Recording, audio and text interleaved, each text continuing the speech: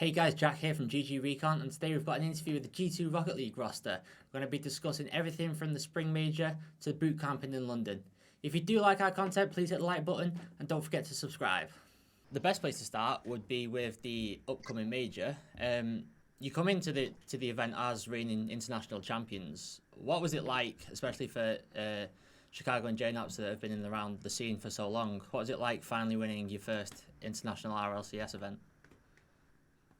I think it was a long time coming for me and Reed, and I think the whole pressure of getting second place again was always lingering in the back of our head, and to finally get past the finish line was like such a relief, and all the hard work we put in with At0mic when he joined, it all paid off. So Yeah. just like the feeling that me and Reed can actually win together was really nice. So yeah. Good. What is it about, obviously, like the current meta and the level of competition that has seen you take this opportunity rather than the last opportunities to finally win your championship?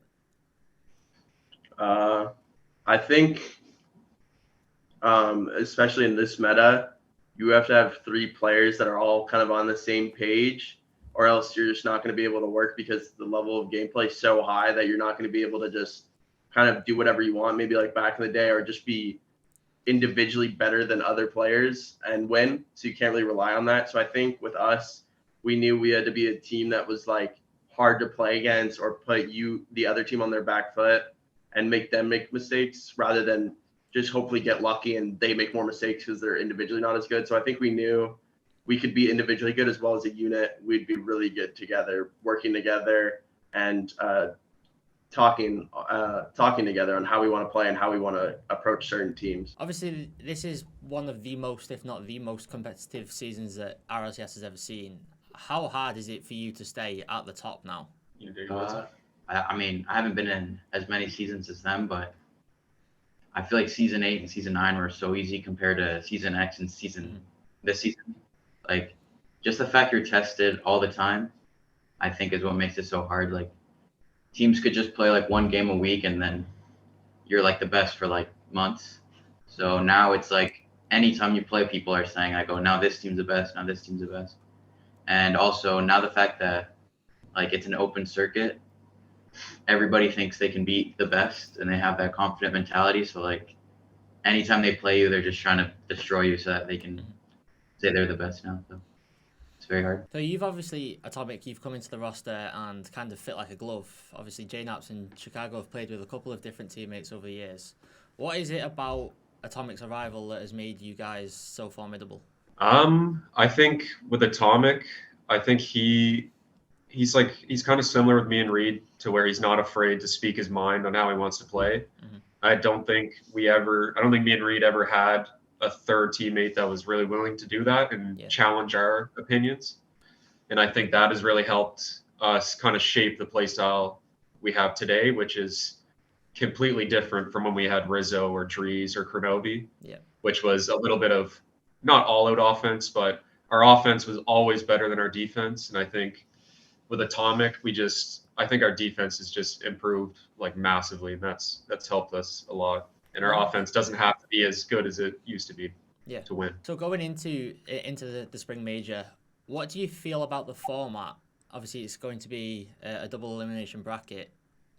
How do you guys feel about that in comparison to maybe group stages and then a bracket? I think for a player perspective, it isn't the greatest format. Like you win 2 matches in your top 6, just like the last format. Like it's rough like that. And you lose 2 best of 5s, you travel all the way to London, lose 2 best of 5s, you're having a rough day and you're out of the tournament.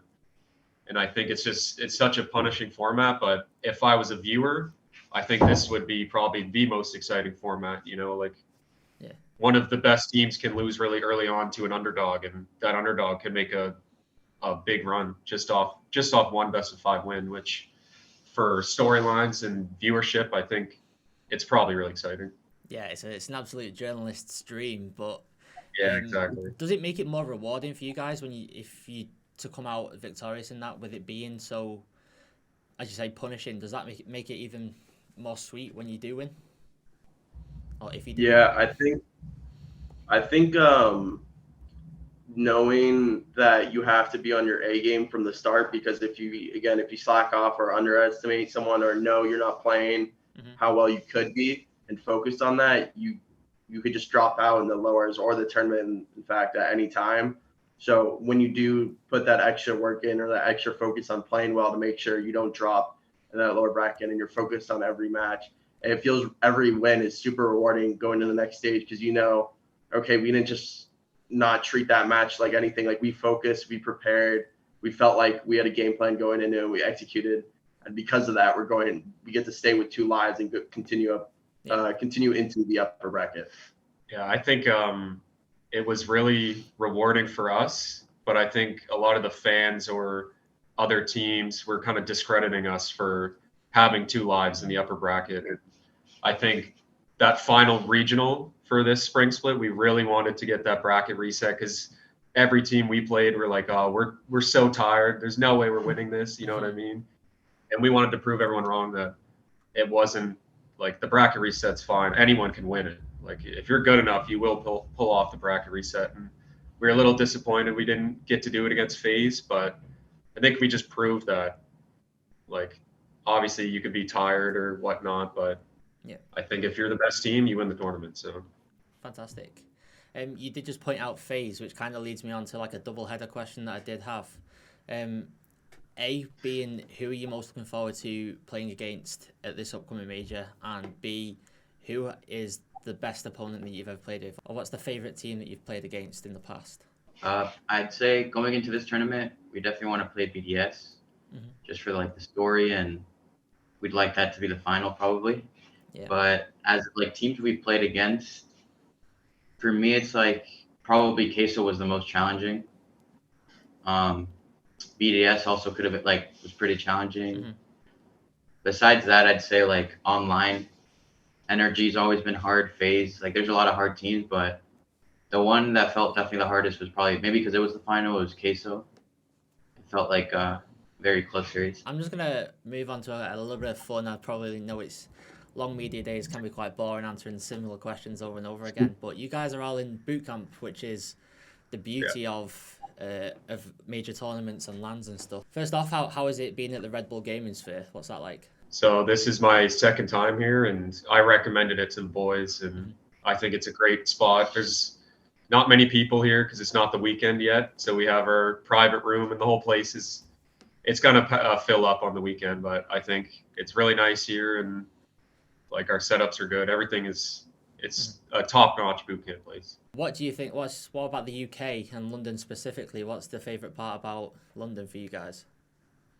The favorite part, I think so far, just like where the Red Bull Gaming Sphere is, like any which direction we've walked so far, it looks pretty poppin' almost, and there's always like spots just randomly that whether it's food or anything, it's like it's popping, or it's just really good food, or just areas to be in. There hasn't been like anything that hasn't been disappointing, whether it comes to restaurants or just shops in general. I'm sure like we want to explore more of London just to see what it's about, like other areas of London. But I will say the driving in so far is got to be like a form of torture.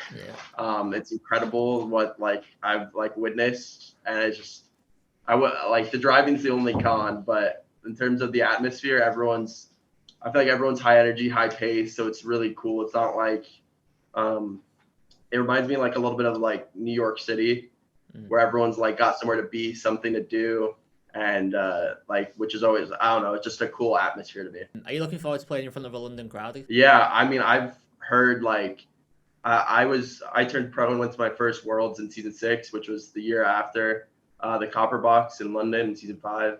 And like every pro told me like, you just gotta experience the Copper Box. That's like S tier above anything else. So hopefully we make the crowd, and I can experience that, because I've heard stories for literally years about it, and I literally couldn't be more excited if we get to play in that arena. Now this can't be the first time that you've boot camped as Chicago and JKnaps, but it probably is with At0mic maybe. Who's got the worst bad habits? This is our second boot camp with At0mic, because we did boot camp for LA. Oh yeah. But Habits. I mean, I'm pretty dirty. Like, especially on these trips, I'm not like focusing on tidying my room or whatever. But I think me and Atomic are like in that sense, we're not like super tidy. Yeah. So I'd say that's our bad habits. Have you got any snorers in the group? Atomic in the Uber yesterday and the day before. Uber. Yeah, I guess In the Uber, yeah. I don't really know if it's a bad habit, but Atomic is able to like fall asleep anywhere, and it's like within minutes. Like I'll literally be in the front seat of the car, talk to him, and 3 minutes later, I'm like, "Yo, Atomic," and he's like passed out in the Uber, and we just get back to our Airbnb, and he's immediately passed out, gonzo. Yeah. So it's not really a bad habit, but he can fall asleep anywhere and really fast. What's it like living with Atomic compared to any other teammates that you've had in the past? I think it's like, well, we lived in a team house with Rizzo, and we were all really good friends. We could all joke with each other, and with Atomic, it's got that same feeling. Like it's not just we get to the Airbnb, everyone goes their own separate ways. We're not really like friends with each other. We're just here to play. Mhm. Rather, it's like everyone we can go out for a walk, go find somewhere to eat. Nice. And like it'll be like fun because we can all joke around with each other, poke fun, make fun of each other for whatever, have conversations in or out of the game. So it's really like a good environment because it's not just like we're teammates or colleagues. It's like we're actual friends, which makes playing the game 10 times more fun, and it actually just makes it enjoyable and takes a lot of the stress off being like just being a pro, I guess. Nice. I don't want to take too much more of your time up, but have you got any messages for any G2 fans out there listening? I hope we can get a back-to-back for the G2 fans. I hope we get a lot of fans showing up at the Copper Box, but if not, anyways, actually, I think we might have, I don't know if we're allowed to say it, but we might have a G2 viewing party for some of the fans on the Wednesday, Thursday that we can't go to the arena. So if this comes out before the event starts, then maybe some G2 fans can hear that. And that sounds awesome. Yeah, great. That pretty much wraps it all up. Yeah, best of luck in the event as well, guys. We're rooting for you. Thank you. See you down there. Take care, guys. And that's all we have for today, guys, but please do stay tuned for more content like this in the future.